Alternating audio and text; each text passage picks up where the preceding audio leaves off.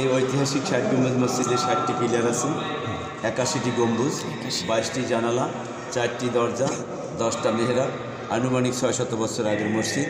এই মসজিদের প্রতিষ্ঠাতা খাজা খান জাহান রহমাতুল্লাহ আলাই। রডবিহীন মসজিদ, চুন সুরকির গাঁথনি। এই পিলারকে ফার্সি ভাষায় বলা হয় খাম্বুজ।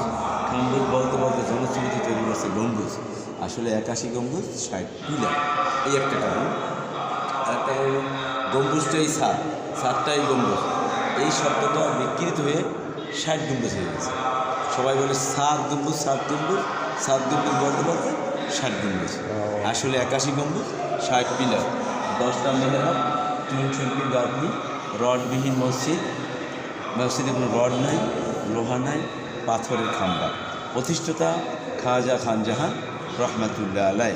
এই মসজিদে এক জামাতে 2000-এর অধিক লোক নামাজ পড়তে পারে এবং জুমার নামাজ হয়, 5 ওয়াক্ত নামাজ হয়।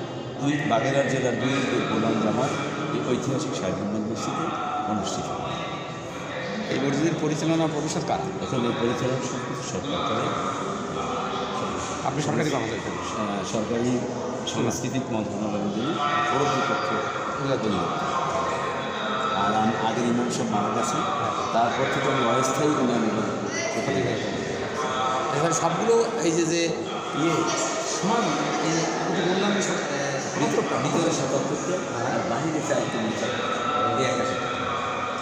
আর এই 60টা পিলার, একটা সারিতে 10টা, 6 সারি 6 প্রধান হিসাবে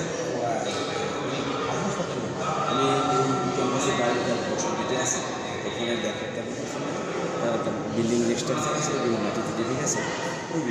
ওই পাশে এক নম্বর ওটা মসজিদ, ওখানের জন্য করেছে। এই তৎকালীন আমার ওই যে রাস্তাটা দেখে ওইখানে একটা ছিল সোনাপাতি, যে নদী ছিল, এই নদীর এপার ওপার।